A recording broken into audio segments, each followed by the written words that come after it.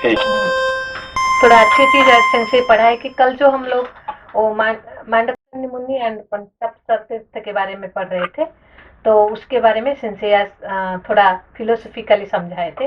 तो पहले शेयर करना चाहती हूँ, और की पॉइंट थोड़ा मेरे को 1% सिर्फ मिला है, चमरसन के पास 99% है सेंसे बोले। तो पहले अपने पशु जो हमको सेंसे एक बार समझाए थे, अनिल सन एंड सन ऑल, द 3 तरह के ऋषि हैं। जैसे कि हम लोग का ऋषि का भी कैटेगरी होता है। एक बोले थे कि साधारण ऋषि, जिनको हम साधक बोलते हैं, ऑर्डिनरी, और एक होते हैं कि मिडिल, मध्यम, मुनि मुनि मुनि बोलते ऋषि नहीं, मुनि। सॉरी सेंसी, मेरा गलत हो गया, साधक है उन लोग। और जो बीच वाले जो इनको हम मुनि बोलते हैं, और जो सबसे जो हायर होते हैं, श्रेष्ठ होते हैं, वो ऋषि है। तो उनको कैसे हम लोग क्लासीफाई करेंगे, ये नहीं पढ़ाए थे सेंसे परसों, खाली 3 कैटेगरी बोल दिए थे। तो जो राम जी को जो आके अनुरोध कर रहे थे कि हम लोगों को ये राक्षस से बचाइए, कि हम लोग, तो वो सारे जो साधक कैटेगरी में जाते हैं, जो फर्स्ट कैटेगरी में। आज सेंसे बोर्ड पर बोल रहे थे कि जब वो जिन लोग सारे डेमन, डेमन मतलब कि जो राक्षस के द्वारा जिन लोग ट्रबल होते हैं, उनको ऑर्डिनरी मुनि बोलते हैं। Those who are troubled by the demons और राक्षसस, they are classified as ordinary. Those who are troubled by devas, they are classified in the middle category. And later I will explain how to demon and how deva. And those who are using devas, like sage Agastya, sage Vasishtha, they are higher category. How we can say use? See the example of sage Agastya. So he is not asking anything, or neither demons nor devas are troubling him. He can curse Nahusa. He can curse even Indra. He can order Lord Rama. He can eat the demon. He can drink the ocean. So he is using the devas. So highest category, that is the Rishi category. अब तक समझ में आया अनिल सन and others? Yes लोपा सा। Okay, middle वाला देव हमको disturb कर रहे हैं। हाँ, ये सबसे इम्पोर्टेंट पॉइंट था आज का। थैंक यू श्री सन, ये तो मुझे भी आज समझ में आया। तो सेंसे क्या बोले, अभी कल के स्टोरी को, वो ऋषि के बारे में, मांडकर्णी ऋषि को थोड़ा रख के, तो वो स्टोरी को थोड़ा क्या बोले थे उन्होंने कि पंचाप्सर के तीर्थ में वो तपस्या कर रहे थे। और थोड़ा सेंसे कल बोले थे कि पंच मतलब कि यहाँ पंच अप्सर हमारे पंच ज्ञानेंद्रियों को रेफर कर रहा है। तो पहले जब हम तपस्या की शुरुआत में शुरू करते हैं, तो कौन हमको विघ्न डालने के लिए आते हैं? वो है डेमन्स। तो पहले तो हमारी जिंदगी में जब हम तपस्या के रास्ते में निकलेंगे, तो पहले डेमन लोग सारे तपस्या के हम विघ्न देने के लिए आ जाएंगे। तो धीरे धीरे हमारा जब तपस्या फार्म होते जाएगा, तभी क्या होगा कि ना, तो हम लोग को देव आएंगे डिस्टर्ब करने के लिए। कैसे देव डिस्टर्ब कर रहे हैं? तो यहाँ सेंसे एक अच्छे एग्जाम्पल दिए कि, तो 2 एग्जाम्पल दिए थे। पहले हम सोचेंगे कि अरे ये जो रॉक म्यूजिक, पहले के साधारण लोगों के लिए रॉक म्यूजिक हुआ, साधारण संगीत हुआ, उन लोग उसमें बिजी रहते हैं। तो जो थोड़ा ऊपर जाते क्या बोलते हैं, अरे rock music, I am not interested, ये हम लोग को समझ में आता है। लेकिन थोड़ा जो ऊपर चलेंगे, कि जो ये तामस कैटेगरी से ऊपर जाएंगे, तो क्या हो गया कि ना, साधारण जो म्यूजिक होता है वहां फंस रहते हैं। हम लोग क्या बोलते हैं, जो सत्य के रास्ते में जाते हैं, अरे अरे रॉक म्यूजिक मेरे को तो वो सारे पसंद नहीं है, चलेगा। बाकी ऊपर साधारण गीत गाना वाना, वो तो नाच गाना मुझे पसंद नहीं है, जो फिल्म सॉन्ग हुआ, मूवी सॉन्ग हुआ, डांस हुआ, पसंद नहीं है। पर जो हमको क्लासिकल म्यूजिक, अगर सेंसे मुझे एग्जांपल दिए कि जब मैं क्या, सचको सन जब ओडिसी डांस कर रही है, कि क्लासिकल सॉन्ग होता है, हम लोग वहाँ उसके मतलब कि जो चेन से निकल पाते हैं क्या? नहीं निकल पाते हैं। हम जस्टिफाई करते हैं कि no no no no no, ये तो क्लासिकल सॉन्ग है, ये तो सात्विक डांस है, सात्विक सॉन्ग है, तो सात्विक कर्म है, सात्विक, तो उसी में हम लोग फंस जाते हैं। तो वो है कि देव हम लोगों को डिस्टर्ब कर रहे हैं। तो ये जो एग्जाम्पल सेंसे दिए, पंच अप्सरा, कल मांडकर्णी मुनि के लिए वो वर्ड क्या यूज हुआ? पंच अप्सरा। तो अप्सरा, 5 अप्सरा, मतलब थोड़ा हायर कैटेगरी में चले गए। वही पंच ज्ञानेन्द्रिय, जब हम भागवतम में पढ़े थे धुंधुकारी का गोकर्ण के स्टोरी में, वहां क्या बोल रहे हैं कि पंच वेश्या, द प्रोस्टिट्यूट, और 5, तो वहां पंच ज्ञानेन्द्रियों को पंच वेश्या की तरफ बोला जाता है, क्योंकि ना वो हमको राजसिक और तामसिक के रास्ते। ज्ञानेंद्रिय वैसा नहीं है, नहीं, ज्ञानेंद्रिय वैसा नहीं कहते हैं। Jnanendriyas are used by the vishayas. Sorry, Okay. Sorry, but here jnanendriyas are used by the apsaras, gandharvas. Okay, हाँ, thank you sensei, thank you, sorry मेरा गलती हो गया, थैंक यू, सॉरी। तो वहां बोले कि जो पंच ज्ञानेंद्रिय का, वो क्या है कि ना, वेश्या के द्वारा यूज होता है, तो वो हो गया कि लो कैटेगरी हो गया, वहां हमारा राक्षस के द्वारा हम यूज हो गए हैं। तो जब ऊपर थोड़ा धीरे धीरे हमारा तपस का लेवल जब बढ़ते जाएगा, यहाँ पंच ज्ञानेंद्रिय क्या हो रहा है कि ना अप्सरा के द्वारा यूज हो रहा है, तो वही हमारा तपस्या रुक गया। अप्सरा का तरह नहीं, apsara are used in actually there in normal ordinary people what happen is they are used by the ordinary Vespacias, prostitutes, but here the sages are used by the apsaras, and apsaras are not same as the prostitutes, because apsaras are, they are all what, celestial beings, they are not ordinary, they are higher than human beings, okay. Like the classical dance, classical music, so those are higher. They are not like same as like the film songs, okay. In ordinary music and classical music there is difference, okay. So here that is the point here, okay. Yes sensei. Then फिर तभी sense समझा है कि तो अभी क्या है कि ना ये तो ठीक है, अभी हम लोग को सेंसे पढ़ा रहे हैं तो ये अभी हम समझ में पा रहे हैं, लेकिन जो सत्व, ये जो सत्व के द्वारा जो लोग यूज हो रहे हैं देव के द्वारा, और देव के द्वारा जो डिस्टर्ब हो रहे हैं उनको पता भी नहीं है कि वो डिस्टर्ब हो रहे हैं। सेंसे एग्जाम्पल दे कि जब हम ऋषिकेश जाते हैं, जितने सारे ऋषि से सन्यासी को हम देखते हैं, everybody had come there to Rishikesh in the desire to become sanyasi, but जब सन्यासी देखते हैं, क्या सारे लोग सारे जहाँ जिनके साथ हम मिलते हैं सन्यासी है क्या? नहीं है। somebody has started his career in the classical music, somebody has started his career some other like profession, because वो हाँ सात्विक है तो उसी में हम लोग, वही हमारा ग्रोथ क्या हुआ कि स्टॉप हो गया है। तो कल हम जब मांडक्य मुनि के मुनि के कहानी हम पढ़े, तो क्या जब वो धर्मव्रत ऋषि ने जैसे कि आप जाते हैं ऋषिकेश तरफ से, ऋषिकेश जाने से पहले आपका किसका एक मांडक्य मुनि आते कि नहीं आते? रामदेव क्या है, एक मांडक्य मुनि है कि नहीं? वो है कि नहीं? वो सन्यासी हो कि वो क्या आयुर्वेद योगा में करके वहीं पे वो बैठ गए वहां पे, है कि नहीं? तो वो वही एग्जाम्पल है कि हम जब जाते हैं ऋषिकेश तरफ से, हम रास्ता में बस किसका जाते हैं देखने के लिए? पतंजलि योगाश्रम को। वहाँ पे अच्छा खाना मिलेगा, वहाँ अच्छा ये मिलेगा, सब है कि नहीं? वो भी मांडक्य मुनि का बात जो है, जहाँ जो राम जी देख रहे हैं, ठीक है ना? तो अभी सेंसे तब बोले कि यही जो एग्जाम्पल तो सेंसे दे दिए, मैंने वो नाम नहीं लिया था, तो देन एग्जाम्पल, तो उसी एग्जाम्पल में जो भी वो सत्व के रास्ते में होते हैं, क्या उनको पता है, क्या उनको लग रहा है क्या कि मैं तो जन सेवा कर रहा हूँ, लोक कल्याण कर रहा हूँ, तो सारे हायर कॉज के लिए मेरा जीवन को मैं समर्पित किया हूँ। तो यही हुआ कि यूज्ड बाय देव।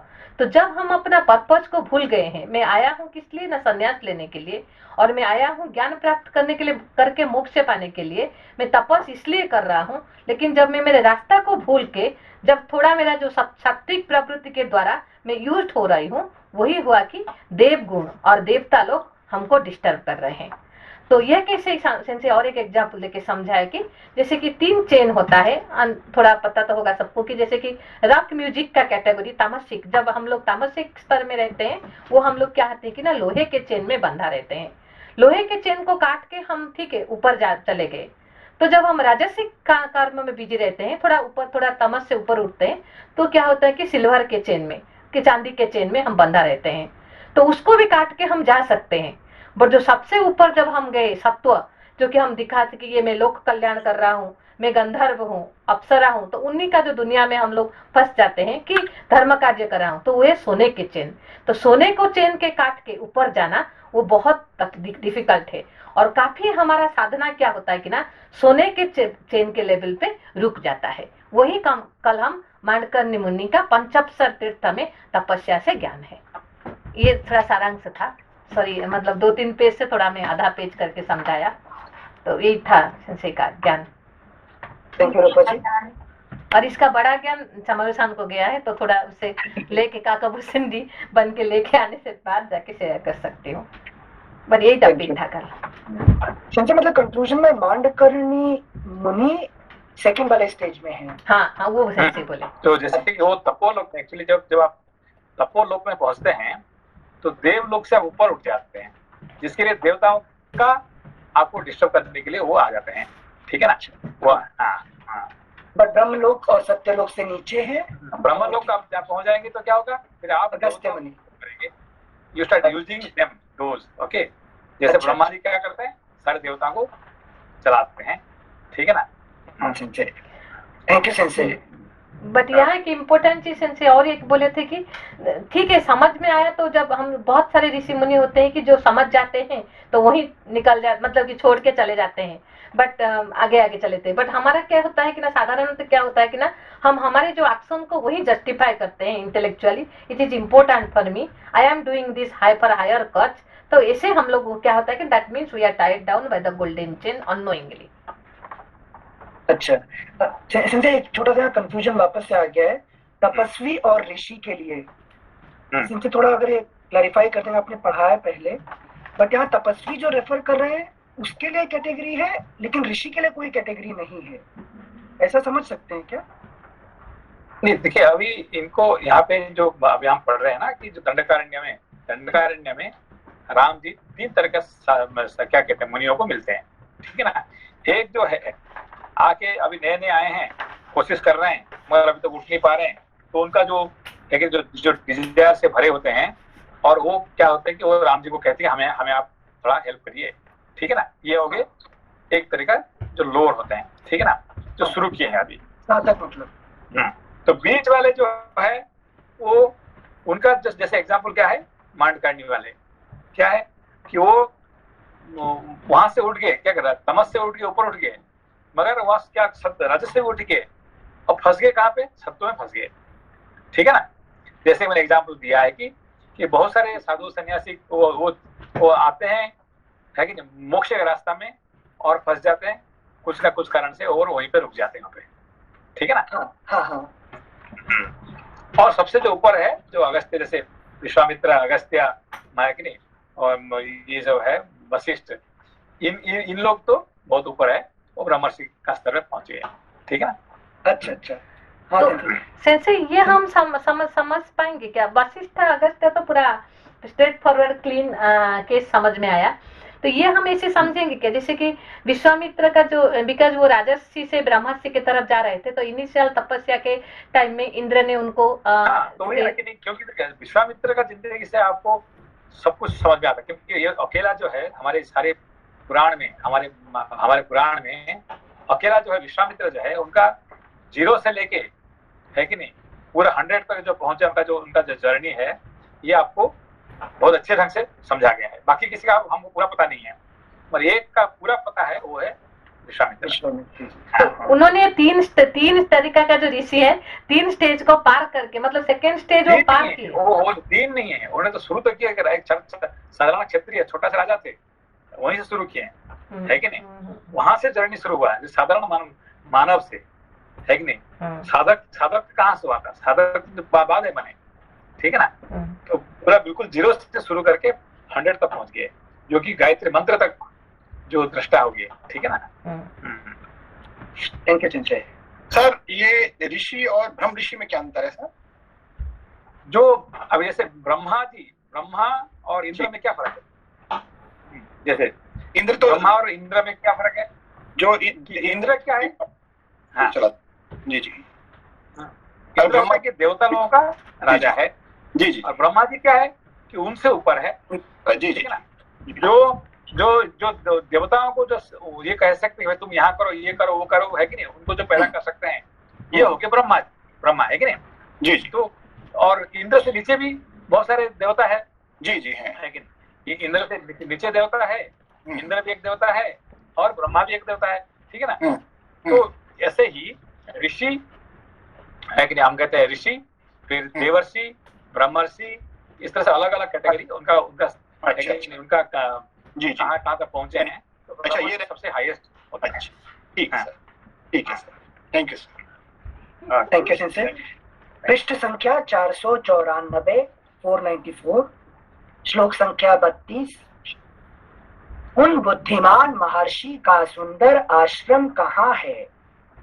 मैं लक्ष्मण और सीता के साथ भगवान अगस्त्य को प्रसन्न करने के लिए उन मुनीश्वर को प्रणाम करने के उद्देश्य से उनके आश्रम पर जाऊं। देखिए, पहले उन्होंने क्या कहते हैं, मैं दंडकारण्य क्यों जा रहा हूँ, ये मुनि लोगों को मैं हेल्प करने के लिए जा रहा हूँ, है कि नहीं। और यहाँ क्या कह रहे हैं, मैं उनको प्रणाम करने के लिए जा रहा हूँ। मेरा एक ही उद्देश्य है कि मैं अगस्त्य जी को इससे मिलने जाता हूँ कि मैं उनको प्रणाम करने के लिए, है कि नहीं। ये फर्क पड़ गया यहाँ पे, है कि नहीं? उनको हेल्प करने के नहीं है, उनको प्रणाम करने के लिए बस, है कि नहीं? अच्छा अच्छा, मतलब कैटेगरी बदल गई। हाँ, तो पहले वालों को मदद बदल दे रहे गया यहाँ पे। अभी तक वो क्या कह रहे थे कि मैं यहाँ पे दंडकारण्य में सबको सबका मैं क्षत्रिय हूँ, मैं राजा हूँ, रक्षा। इसीलिए मेरा रक्षा करने के मेरा कर्तव्य होता है, और वो रक्षा करने के लिए जा रहे हैं। और यहाँ पे क्या करने के लिए? खुद को रक्षा करने के लिए, है कि नहीं? उनसे वो मांगेंगे या मांगने के लिए जा रहे हैं, और वहां जो है देने के लिए जा रहे थे, है कि ये राम जी का यहाँ पे जा रहे हैं मांगने के लिए, है कि नहीं? थैंक यू सिंचे। श्लोक संख्या 32-33। उन बुद्धिमान महर्षि का सुंदर आश्रम कहाँ है? मैं लक्ष्मण और सीता के साथ भगवान अगस्त्य को प्रसन्न करने के लिए उन मुनीश्वर को प्रणाम करने के उद्देश्य से उनके आश्रम पर जाऊं। यह महान मनोरथ मेरे हृदय में चक्कर लगा रहा है। मतलब बहुत दिनों से, अभी नहीं, बहुत दिनों से उनका एड्रेस ढूंढ रहा हूँ, है कि नहीं? उनका रास्ता ढूंढ रहा हूँ, कहाँ रहते हैं, उनका एड्रेस नहीं मिल रहा है, मुझे एड्रेस बता देना, है कि नहीं? हाँ, 10 साल से घूम के आए पूरा सुतीक्ष्ण। हाँ, 10 साल से मैं उनका पास पहुंचने के लिए मैं ढूंढ रहा हूँ। हाँ, थैंक यू सिंसे। श्लोक संख्या 34। मैं चाहता हूँ कि स्वयं भी मुनिवर अगस्त्य की सेवा करूं। धर्मात्मा श्री राम का यह वचन सुनकर सुतीक्ष्ण मुनि बड़े प्रसन्न हुए और उन दशरथ नंदन से इस प्रकार बोले। रघुनंदन, मैं भी लक्ष्मण सहित आपसे यही कहना चाहता था कि आप सीता के साथ महर्षि अगस्त्य के पास जाएं। सौभाग्य की बात है कि इस समय आप स्वयं ही मुझसे वहां जाने के विषय में पूछ रहे हैं। वो चाहते थे कि ये जाए, ठीक है ना? इतने दूर से आए हैं तो फिर कम से कम अगस्त्य मुनि से तो दर्शन तो कर लीजिए, मगर वो अपने तरफ से नहीं कह सकते हैं, ठीक है ना, कि तुम जाओ मिलने के लिए, ये नहीं कह सकते हैं। जब तक इसका मुंह से नहीं निकलता है तो वो आपको वो नहीं कहेंगे ऐसे, ठीक है ना? फिर से बताइए, मतलब जैसे गुरु पे अप्लाई कर सकते हैं या सिर्फ ऋषि के लिए, कि जब तक नहीं, जैसे है कि मैं चाहता हूँ कि आप, है कि नहीं, आप कठोपनिषद पढ़ेंगे तो अच्छा रहेगा, मैं चाहता हूँ, ठीक है ना? मगर मैं थोड़ी बोलूंगा भाई आप आके आइए, मैं क्लास कर रहा हूँ, आप वहाँ पढ़िए, या फिर ऐसा ऐसा कहना ठीक है? नहीं, आप जब खुद कहेंगे भाई मैं पढ़ना चाहता हूँ, फिर तो मैं वही चाहता था, प्लीज आइए और पढ़िए आपने, ठीक है ना? आपने तो से क्यों कहो, ठीक है ना? जिससे ग्रंथि खोल दिया आपने।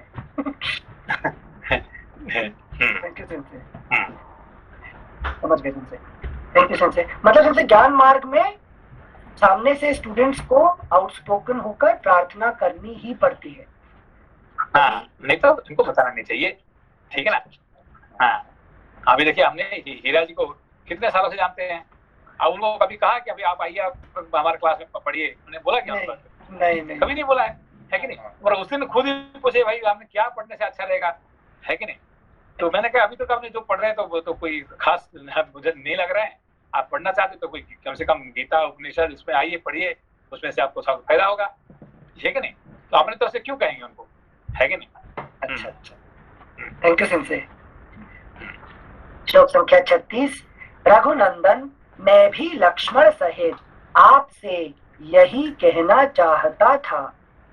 मैं भी लक्ष्मण सहित आपसे यही कहना चाहता था कि आप सीता के साथ महर्षि अगस्त्य के पास जाएं। सौभाग्य की बात है कि इस समय आप स्वयं ही मुझसे वहां जाने के विषय में पूछ रहे हैं। श्री राम, महामुनि अगस्त्य जहाँ रहते हैं उस आश्रम का पता मैं अभी आपको बताए देता हूँ। तात इस आश्रम से 4 योजन दक्षिण चले जाइए, वहाँ आपको अगस्त्य के भाई का बहुत बड़ा एवं सुंदर आश्रम मिलेगा।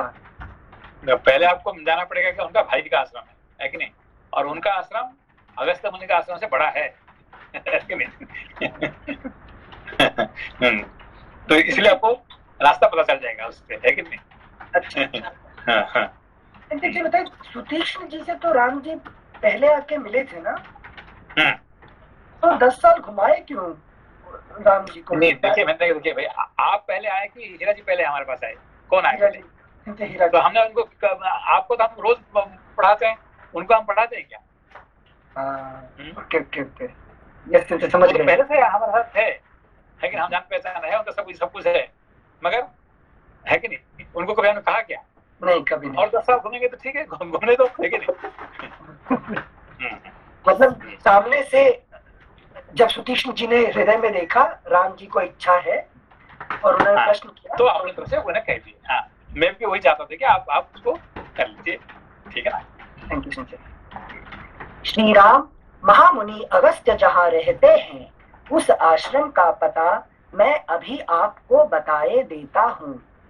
तात इस आश्रम से 4 योजन दक्षिण चले जाएं। वहां आपको अगस्त्य के भाई का बहुत बड़ा एवं सुंदर आश्रम मिलेगा। वहां के वन की भूमि प्रायः समतल है तथा पिप्पली का वन उस आश्रम की शोभा बढ़ाता है। वहां आज हीरा जी के बारे में बार बार इसलिए बोल रहे हैं कि अभी अपने उन्होंने भेजा था हमारे पास काफी सारे फ्रूट्स, वो खाया था, इसीलिए उसको याद कर रहे हैं। ठीक है ना? ऋण चुका रहे हैं कि नहीं? उन्होंने आज भेजा था काफी सारे हमारे पास, लेकिन मीठा मीठा फ्रूट भेजे थे, तो खाया ना, तो इसलिए से उसको थोड़ा कम से कम याद करना चाहिए, है कि नहीं? कितने कल आप पढ़ाए थे, मिठाई और फल में क्या खाना चाहिए? तो फल खाओ, तो फल आ गए। है कि नहीं? श्लोक संख्या 38। वहां के वन की भूमि प्रायः समतल है तथा पिप्पली का वन उस आश्रम की शोभा बढ़ाता है। वहां फूलों और फलों की बहुतायत है। नाना प्रकार के पक्षियों के कलरवों से गूंजते हुए उस रमणीय आश्रम के पास भांति भांति के कमल मंडित सरोवर हैं जो स्वच्छ जल से भरे हुए हैं। हंस और कारंडव आदि पक्षी उनमें सब ओर फैले हुए हैं तथा चक्रवाक उनकी शोभा बढ़ाते हैं। श्री राम, आप एक रात उस आश्रम में ठहर कर प्रातः काल उस वन खंड के किनारे दक्षिण दिशा की ओर जाएं। इस प्रकार जब तक आप उनका भाई का आश्रम पे नहीं एक रात नहीं रहेंगे तो आप उनका पास नहीं जा पहुंचे। उसका कहने का मतलब यह है कि आपको एक रात रुकना पड़ेगा उनका भाई का आश्रम में, फिर वहां जाने के लिए, अगस्त्य मुनि के पास जाने के लिए आप उपयोगी होगे। ठीक है ना? उसका क्या लॉजिक है, मतलब कि क्या फिलोसफी है, ऐसे कुछ है क्या? बाद में समझेगा, जो भी है कि अच्छा। टोल चार्ज नहीं सेंसे अभी नहीं बोलेंगे, कल चामरू शाम को पढ़ा देंगे। हम तो राक्षस के द्वारा बंधा हुए हैं ना, फिर बाद में नहीं निकलेगा, 1% सिर्फ मिलेगा, इसलिए पूछा सेंसे को। ठीक है, 1% से भी हम बहुत धनी हैं। श्लोक संख्या 40। श्री राम, आप एक रात उस आश्रम में ठहर कर प्रातः काल उस वन खंड के किनारे दक्षिण दिशा की ओर जाएं। इस प्रकार 1 योजन आगे जाने पर अनेकानेक वृक्षों से सुशोभित वन के रमणीय भाग में अगस्त्य मुनि का आश्रम मिलेगा। वहां विदेह नंदिनी सीता और लक्ष्मण आपके साथ सानंद विचरण करेंगे क्योंकि बहुसंख्यक वृक्षों से सुशोभित वह वन। आपने पूछा है, क्या पूछा है कि भाई का क्या फिलोसफी है, ठीक है ना? अब ये रामायण में बार बार क्या बोल रहे हैं? अगस्त्य जी का भाई, उनका भी नाम तो होगा, उनका तो कुछ ये होगा, कुछ नहीं बता रहे। क्या कह रहे हैं? अगस्त्य जी का भाई, है कि नहीं? तो उनका नाम पता, उनका कुछ नहीं कह रहे हैं, उनका भाई भाई इतने कह रहे हैं, ठीक है ना? उसका मतलब आगे है कि नहीं, उसका ये है कि नहीं, जो गुणार्थ बात आगे बताएंगे, ठीक है ना? ये भाई कौन है, उनका नाम क्या है, वो क्या कर रहे हैं वहाँ पे, एक साथ क्यों नहीं रह रहे हैं, ठीक है ना? Thank you. श्लोक संख्या 42। वहां विदेह नंदिनी सीता और लक्ष्मण आपके साथ सानंद विचरण करेंगे क्योंकि बहुसंख्यक वृक्षों से सुशोभित वह वन प्रांत बड़ा ही रमणीय है। महामते, यदि आपने महामुनि अगस्त्य के दर्शन का निश्चित विचार कर लिया है, तो आज ही वहाँ की यात्रा करने का भी निश्चय करें। देखिए क्या कहता है, ये बड़ा इंपॉर्टेंट है। क्या कहे उन्होंने, अब निश्चित कर दिया तो आज ही जाना पड़ेगा। ये नहीं कि हमने कल सुबह जाऊंगा, कल जाऊंगा, परसों जगह नहीं। आप निश्चित कर लिया तो आज ही निकलिए, ठीक है ना, ये बड़ी बात है। Thank you Sanjay. श्लोक संख्या 43 फिर से पढ़ते हैं एक बार। महामते, यदि आपने महामुनि अगस्त्य के दर्शन का निश्चित विचार कर लिया है, तो आज ही वहाँ की यात्रा करने का भी निश्चय करें। नहीं तो फिर 10 साल फिर बीत जाएगा, है कि नहीं? तो इसका मतलब ये है कि क्या नाम, अच्छा काम जो भी हो करना चाहो तो उसे उसमें देर ना करो करना। हाँ, अभी इसी वक्त कर लो, नहीं तो फिर एक चक्कर लग जाएगा, ठीक है ना? Thank you Sanjay, thank you भैया। श्लोक संख्या 44। मुनि का यह वचन सुनकर भाई सहित श्री रामचंद्र जी ने उन्हें प्रणाम किया और सीता तथा लक्ष्मण के साथ अगस्त्य जी के आश्रम की ओर चल दिए। लोपा जी, अगस्त्य जी का भाई कौन है?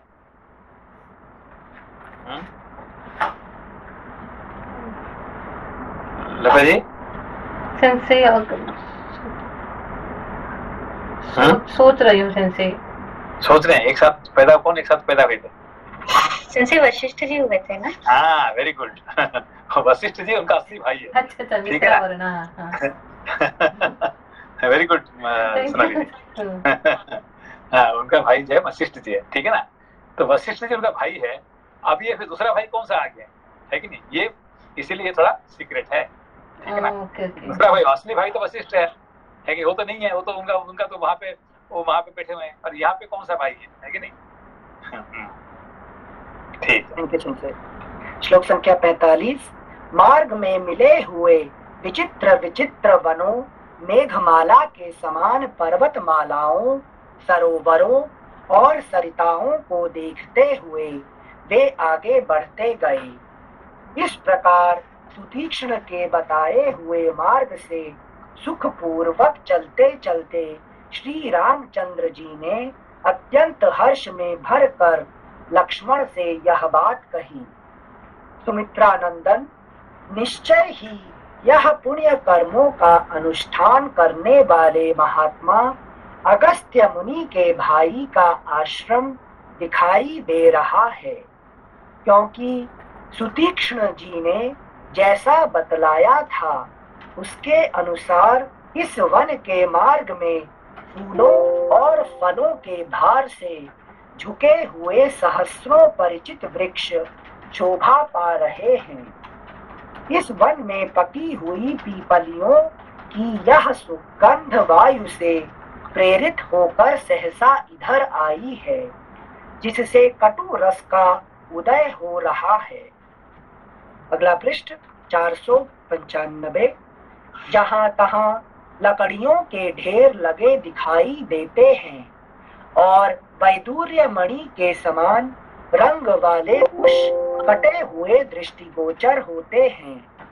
यह देखो, जंगल के बीच में आश्रम की अग्नि का धुआं उठता दिखाई दे रहा है, जिसका अग्रभाग काले मेघों के ऊपरी भाग सा प्रतीत होता है। यहाँ के एकांत एवं पवित्र तीर्थों में स्नान करके आए हुए ब्राह्मण स्वयं चुनकर लाए हुए फूलों से देवताओं के लिए पुष्पोपहार अर्पित करते हैं। सौम्य, मैंने सुतीक्ष्ण जी का कथन जैसा सुना था, उसके अनुसार यह निश्चय ही अगस्त्य जी के भाई का आश्रम होगा। इन्हीं के भाई पुण्यकर्मा अगस्त्य जी ने समस्त लोगों के हित की कामना से मृत्यु स्वरूप वातापी और इलवल का वेग पूर्वक दमन करके इस दक्षिण दिशा को शरण लेने के योग्य बना दिया। उससे पहले, अगस्त्य जाने से पहले क्या होता है, दक्षिण दिशा में रहने लायक नहीं था, ठीक है ना? हाँ, ये वातापी और हाँ। ईल्वल मिलके हाँ, तो जब से ये गए, कौन अगस्त्य मुनि गए, तब वो रहने के लिए योग्य हो गया। ठीक है ना? चिंता अगस्त्य जी अभी भी दक्षिण दिशा में ही है ना? हाँ, दक्षिण से वो तो आए नहीं ना, वो विंध्य फिर उड़ जाएंगे फिर, है कि नहीं? हाँ। Thank you, चिंता। श्लोक संख्या 55। एक समय की बात है, यहाँ क्रूर स्वभाव वाला वातापी और इल्वल, ये दोनों भाई एक साथ रहते थे। ये दोनों महान असुर ब्राह्मणों की हत्या करने वाले थे।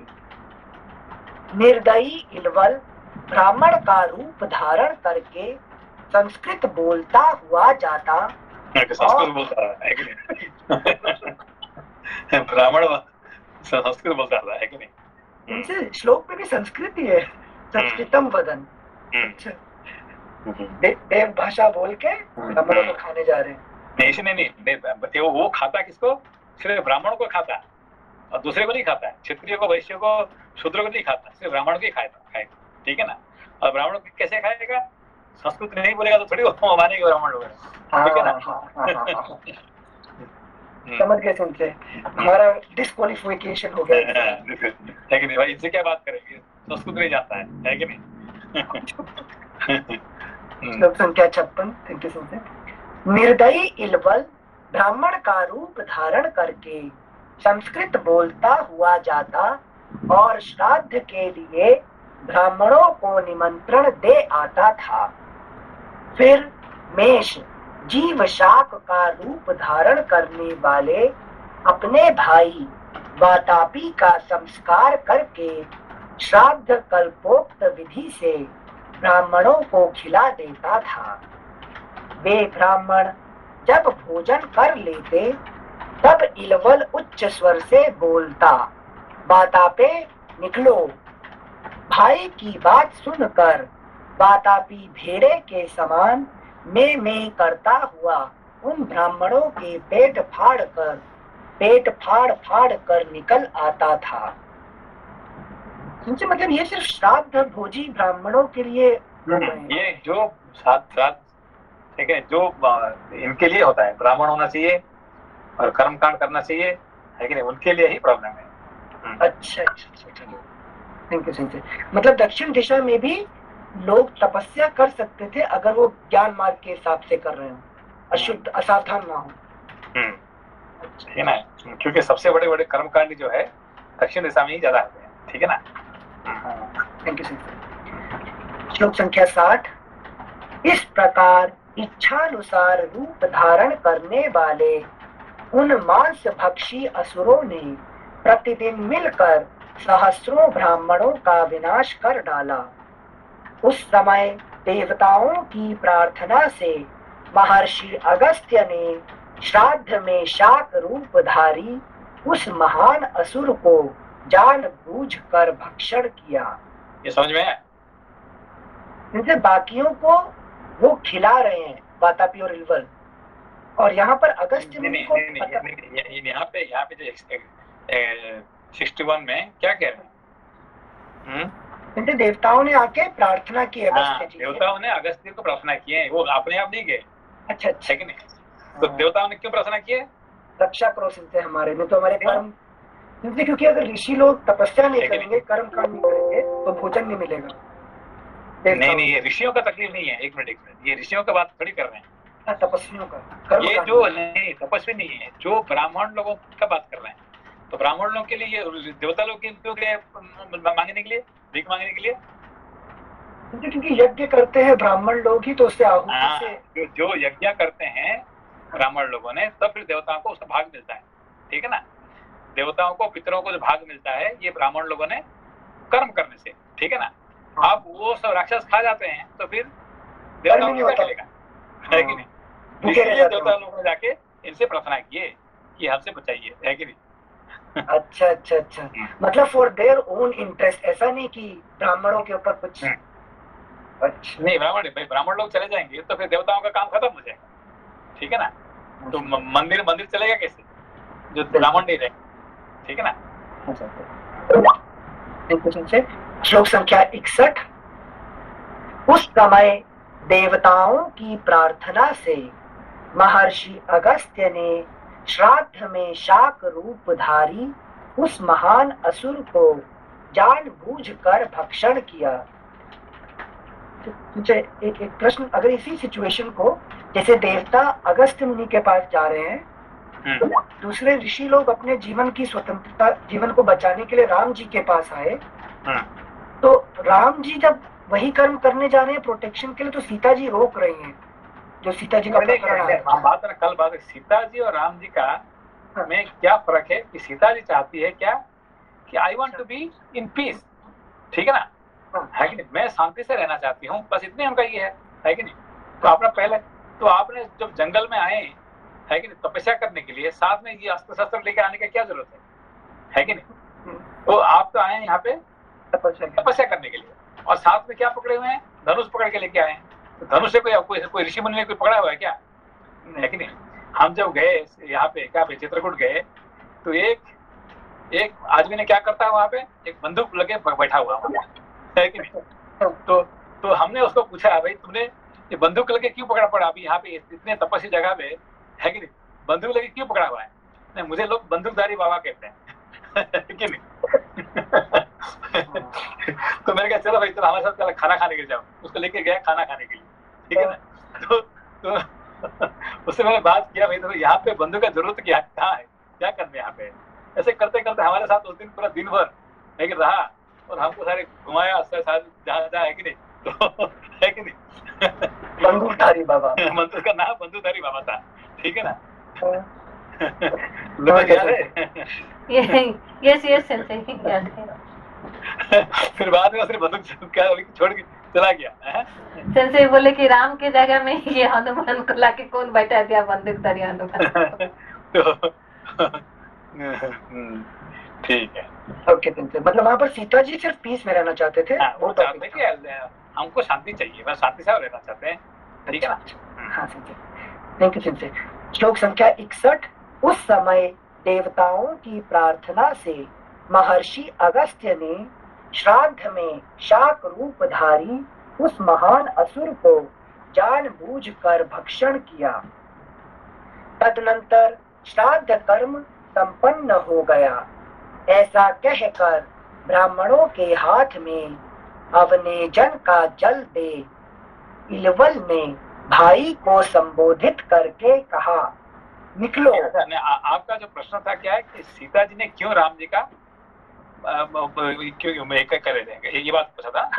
हाँ, देखिए सीता जी का प्रॉब्लम क्या था कि सीता जी का प्रॉब्लम क्या है कि जब तक राम और लक्ष्मण दोनों आगे पीछे नहीं रहेंगे तो उनका अस्तित्व ही नहीं रहता, ठीक है ना।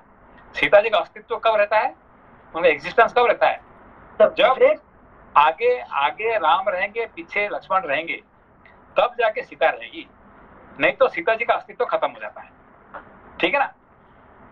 समझो आपको, आगे राम पीछे लक्ष्मण। हाँ, आगे राम पीछे लक्ष्मण रहेंगे, तब बीच में उसका बीच में रहेगी कौन, सीता, है कि नहीं।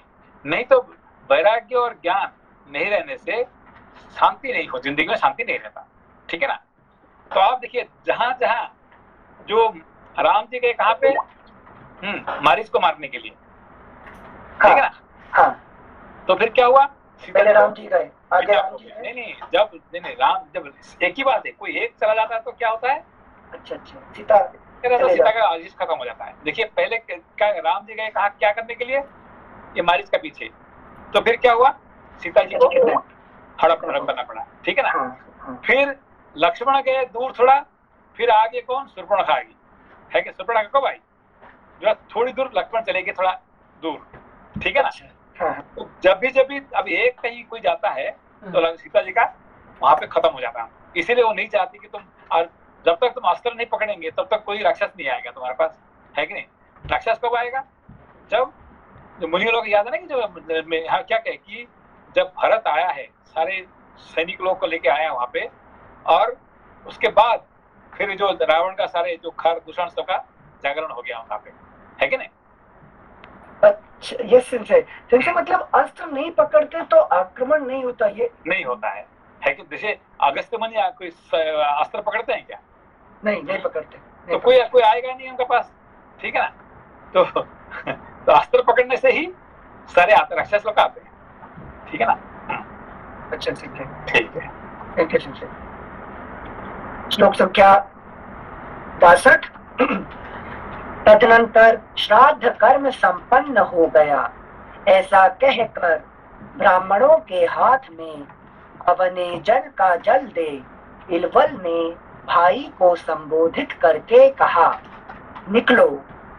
इस प्रकार भाई को पुकारते हुए उस ब्राह्मण घाती असुर से बुद्धिमान मुनि श्रेष्ठ अगस्त्य ने हंसकर कहा, जिस जीव शाक रूपधारी तेरे भाई राक्षस को मैंने खाकर पचा लिया, वह तो यमलोक में जा पहुंचा है।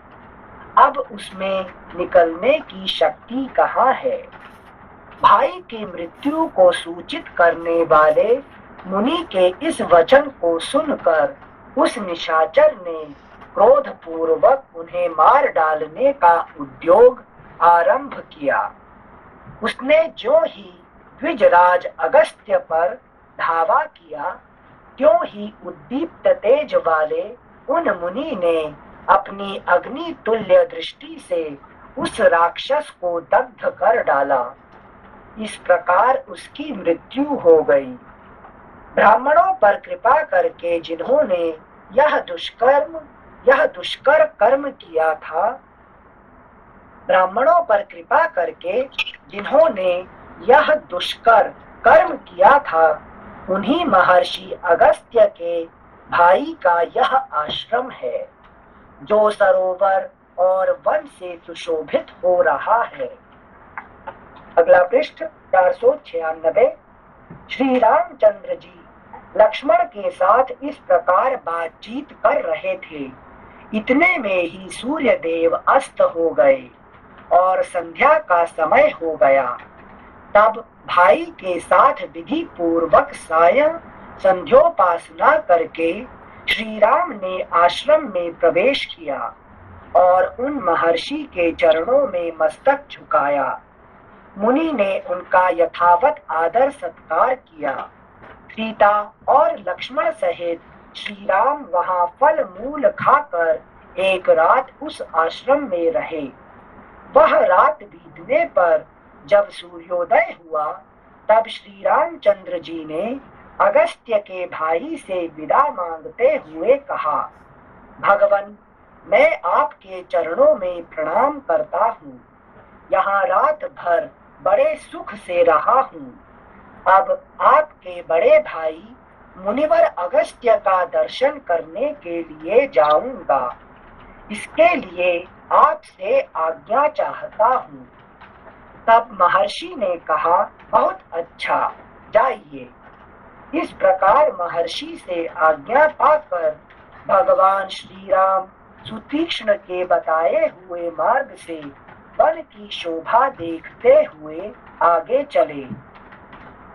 श्री राम ने वहां मार्ग में नीबार, जल कदम्ब, कटहल, साखू, अशोक, दिनिश, चीनी बिल्व, महुआ, बेल, तेंदू तथा और भी सैकड़ों जंगली वृक्ष देखे, जो फूलों से भरे थे तथा खिली हुई लताओं से परिवेष्टित हो बड़ी शोभा पा रहे थे।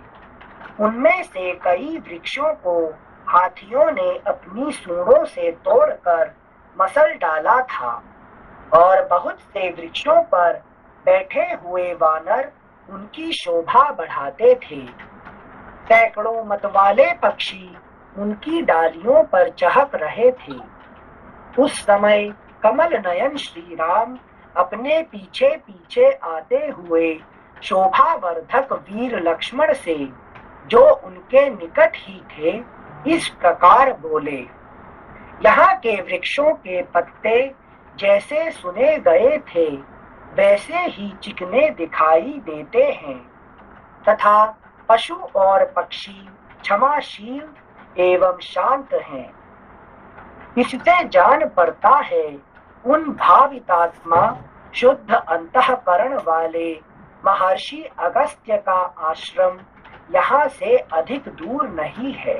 देखिए यहाँ पे क्या वर्णन किया गया, अभी देखिए ये 78 द्वारा पढ़िए उसको।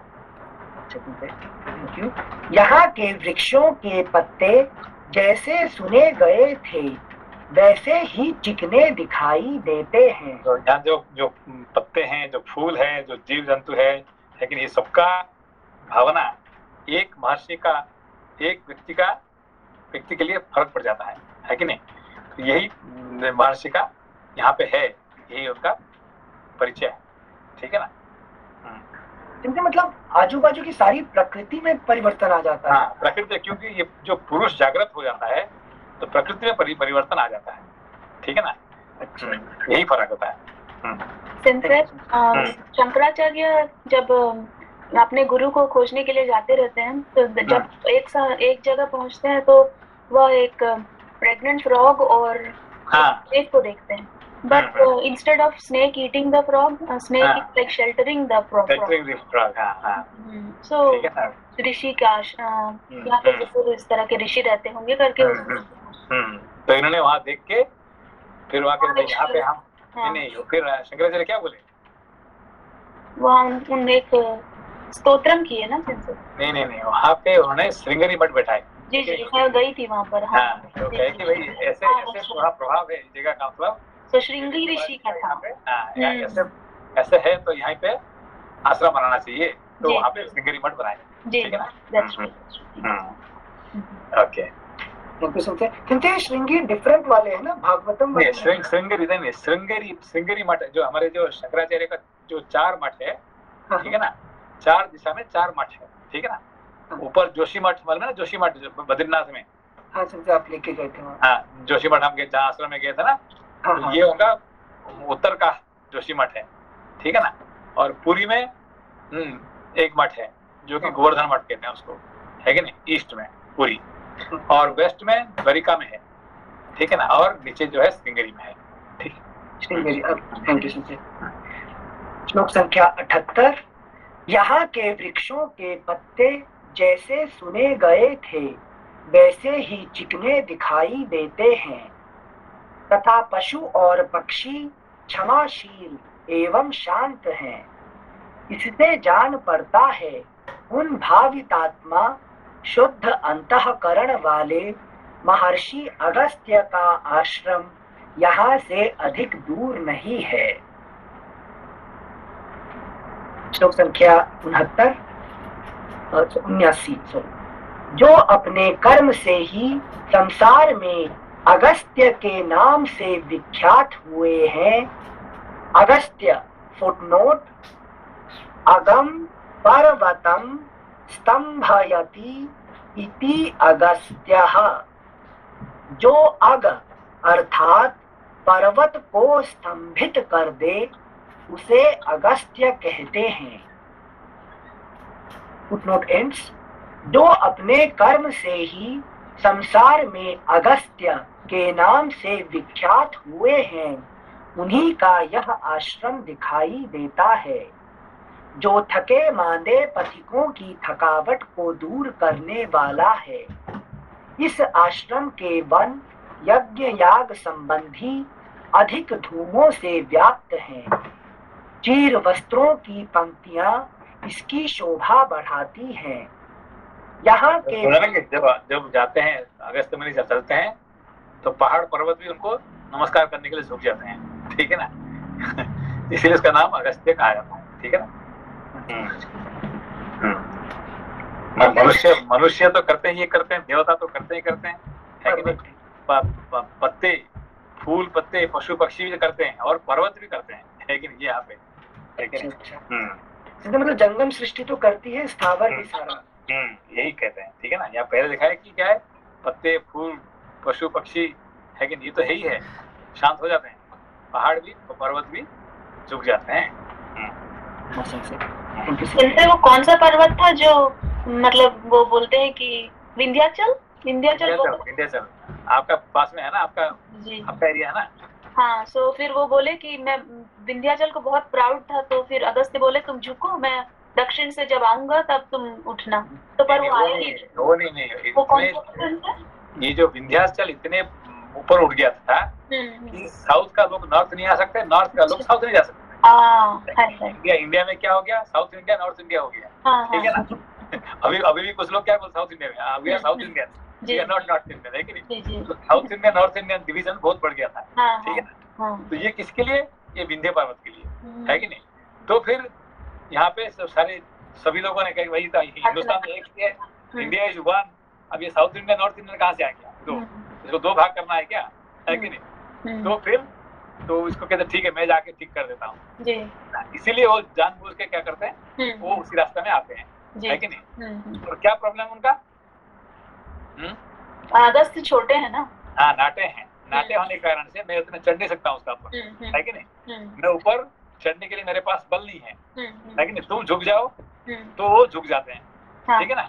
तो फिर मैं वापस आऊंगा और तुम जाकर ऐसे झुके रहो कि फिर मैं आने में तकलीफ होगा, ठीक है ना। जब तक मैं नहीं आऊंगा तब तक तुम ऐसे झुके रहो, है कि नहीं। इसीलिए विंध्य पर्वत आज तक झुका हुआ है, नहीं पड़ रहा। नहीं तो क्या, हाँ नहीं तो क्या है कि हिमालय से भी बड़ा हो गया था, है कि नहीं। Thank you thank you sir. श्लोक संख्या 79। जो अपने कर्म से ही संसार में अगस्त्य के नाम से विख्यात हुए हैं, उन्हीं का यह आश्रम दिखाई देता है, जो थके मांदे पथिकों की थकावट को दूर करने वाला है। इस आश्रम के वन यज्ञ याग संबंधी अधिक धूमों से व्याप्त हैं। चीर वस्त्रों की पंक्तियां इसकी शोभा बढ़ाती हैं। यहाँ के मृगों के झुंड सदा शांत रहते हैं तथा इस आश्रम में नाना प्रकार के पक्षियों के कलरव गूंजते रहते हैं। जिन पुण्य कर्मा महर्षि अगस्त्य ने समस्त लोगों की हित कामना से मृत्यु स्वरूप राक्षसों का वेग पूर्वक दमन करके इस दक्षिण दिशा को शरण लेने के योग्य बना दिया तथा जिनके प्रभाव से राक्षस इस दक्षिण दिशा को केवल दूर से भयभीत होकर देखते हैं, इसका उपभोग भी नहीं करते, उन्हीं का यह आश्रम है। मतलब जब अगस्त्य मुनि जाने से पहले साउथ में कोई ब्राह्मण नहीं थे, ठीक है। सारे ब्राह्मण जो है बाद में गए, ठीक है ना। वहाँ पे कोई ब्राह्मण नहीं रहते थे पहले। अच्छा ठीक है। सिंचर रावण को रावण मतलब राक्षस में गिना जाएगा ना, ब्राह्मण में नहीं। वो तो मतलब अलग अलग हिसाब में आता है। तो नॉर्मल अभी जितने ब्राह्मण आते हैं ये साउथ इंडिया में, वो अपने आप को वो लोकल नहीं मानते, ठीक है ना। अच्छा। इसीलिए साउथ इंडिया में ब्राह्मण को नहीं मानते हैं, है कि नहीं। इसलिए जो भी वहाँ पे पॉलिटिकल देखेंगे, अभी सुब्रमण्य स्वामी वगैरह है ना, वो कहाँ से खड़े रहेंगे। वो वहाँ पे ब्राह्मण लोग वहाँ पे पॉलिटिशियन नहीं बन सकते हैं, वहाँ में एमएलए एमपी नहीं बन सकते, मालूम है आपको। नहीं साउथ में नहीं बन कोई भी ब्राह्मण जो है एमएलए एमपी नहीं बन सकता है कि नहीं। सब बॉम्बे से बनेंगे। सुब्रमण्यम स्वामी जो है ना, हमेशा बॉम्बे से खड़ा रहेगा, वो कभी भी साउथ इंडिया में साउथ इंडिया मगर कभी साउथ इंडिया से वो हमेशा बॉम्बे से खड़ा रहेगा, है कि नहीं। अच्छा ये नहीं पता सिंचे। और ये पता था कि पलायन किए थे, जैसे शाक द्वीप से चले गए, वो पलायन का समझ में आता है, लेकिन वो पॉलिटिशियन नहीं बन सकते, नहीं पता। नहीं बन सकते। तो ब्राह्मण को कोई वहाँ पे बिजनेसमैन, बड़ा बिजनेसमैन बन गए, और कोई पॉलिटिशियन नहीं बन सकता, है कि नहीं। आज तक कोई आपने सुना कोई मुख्यमंत्री बना ब्राह्मण। सुब्रमण्यम स्वामी को ही सुनते थे, लेकिन ये पता नहीं था। बॉम्बे का वो साउथ इंडियन से एक बार भी नहीं जीता, ना जीत पाएगा, ठीक है ना। श्लोक संख्या 81। इनसे लाल बहादुर शास्त्री। लाल बहादुर शास्त्री कहाँ, वो तो इलाहाबाद का हाँ, यूपी के।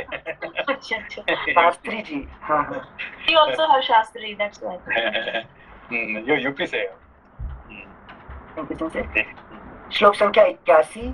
जिन पुण्य कर्मा महर्षि अगस्त्य ने समस्त लोगों की हित कामना से मृत्यु स्वरूप राक्षसों का वेग पूर्वक दमन करके इस दक्षिण दिशा को शरण लेने के योग्य बना दिया तथा जिनके प्रभाव से राक्षस इस दक्षिण दिशा को केवल दूर से भयभीत होकर देखते हैं, इसका उपभोग भी नहीं करते, उन्हीं का यह आश्रम है। पुण्य कर्मा महर्षि अगस्त्य ने जब से इस दिशा में पदार्पण किया है, तब से यहाँ के निशाचर वैर रहित और शांत हो गए हैं। अगला पृष्ठ 497। भगवान अगस्त्य की महिमा से इस आश्रम के आसपास निर्वैरता आदि गुणों के संपादन में समर्थ तथा क्रूर कर्मा राक्षसों के लिए दुर्जय होने के कारण यह संपूर्ण दिशा नाम से भी तीनों लोकों में दक्षिणा ही कहलाई, इसी नाम से विख्यात हुई तथा इसे अगस्त्य की दिशा भी कहते हैं। लेकिन साउथ को दक्षिण को अगस्त्य की दिशा कहते हैं, ये नहीं। एक बार इतने होने पर भी आज भी ब्राह्मण को लेकिन नहीं मानते हैं। लेकिन वहाँ का पॉलिटिकल पार्टी का नाम मालूम है क्या? डीएमके। डीएमके क्या है? द्रविड़ मुजगर समथिंग। मुजगर द्रविड़ मुजगर खड़गम। तो वो ब्राह्मण का अगेंस्ट के बना हुआ पार्टी है कि नहीं? ब्राह्मण को अगेंस्ट उनका जो है ब्राह्मण का अगेंस्ट। लेकिन ये जो है कि नहीं, उसका जो बनाने वाला है नाम है राम नाईकर और राम को वो जूता मारने वाला है कि नहीं? नाम उसका राम नाईकर है, ठीक है ना? श्लोक संख्या 85। एक बार पर्वत श्रेष्ठ विंध्य सूर्य का मार्ग रोकने के लिए बढ़ा था, किंतु महर्षि अगस्त्य के कहने से वह नम्र हो गया। तब से आज तक निरंतर उनके आदेश का पालन करता हुआ वह कभी नहीं बढ़ता। वे दीर्घायु महात्मा हैं। उनका कर्म समुद्र शोषण आदि कार्य तीनों लोकों में विख्यात है। उन्हीं अगस्त्य का यह शोभा संपन्न आश्रम है जो विनीत मृगों से सेवित है। ये महात्मा अगस्त्य जी संपूर्ण लोकों के द्वारा पूजित तथा सदा सज्जनों के हित में लगे रहने वाले हैं। अपने पास आए हुए हम लोगों को वे अपने आशीर्वाद से कल्याण के भागी बनाएंगे। सेवा करने में समर्थ सौम्य लक्ष्मण यहाँ रहकर मैं उन महामुनि अगस्त्य की आराधना करूंगा और वनवास के शेष दिन यहीं रहकर बिताऊंगा। देवता, गंधर्व, सिद्ध और महर्षि यहाँ नियमित आहार करते हुए सदा अगस्त्य मुनि की उपासना करते हैं।